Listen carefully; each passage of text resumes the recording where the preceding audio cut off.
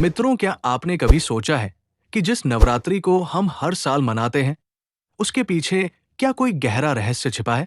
एक ऐसा रहस्य जो सिर्फ पुराणों के पन्नों में ही नहीं, बल्कि हमारी आत्मा के भीतर भी गूंजता है। आज हम आपको एक ऐसी गुप्त कथा सुनाने जा रहे हैं जो आपको नवरात्रि के पर्व को देखने का नजरिया हमेशा के लिए बदल देगी। ये बात है त्रेता युग की, जब मर्यादा पुरुषोत्तम भगवान श्री राम लंका विजय के लिए समुद्र के तट पर पहुंचे। सामने विशाल सागर और दूसरी ओर अतुलनीय शक्ति का स्वामी रावण। रावण की शक्ति इतनी प्रबल थी कि उसे हराना लगभग असंभव था। राम जी चिंतित थे। उन्होंने अपने गुरु महर्षि अगस्त्य से इस समस्या का समाधान पूछा। तब महर्षि अगस्त्य ने राम जी से कहा है, राम, आप जिस काल में हैं, ये शरद ऋतु का काल है और यही वो समय है जब जगत जननी मां आदिशक्ति अपने भक्तों को दर्शन देती है। यदि आप उनकी उपासना करेंगे तो आपको न केवल विजय मिलेगी, बल्कि ऐसी शक्ति प्राप्त होगी जिसे कोई हरा नहीं सकता।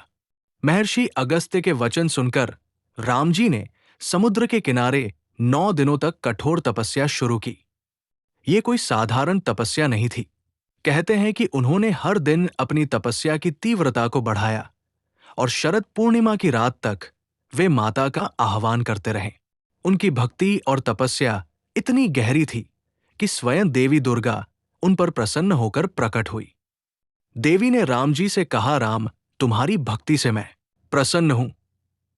आज से जो भी भक्त इस शरद ऋतु में इन 9 रातों तक मेरा व्रत करेगा और मेरी उपासना करेगा, उसकी हर मनोकामना पूरी होगी और उसे ऐसी अजय शक्ति मिलेगी जो उसे हर युद्ध में विजयी बनाएगी। लेकिन मित्रों, कथा का असली रहस्य यहीं से शुरू होता है।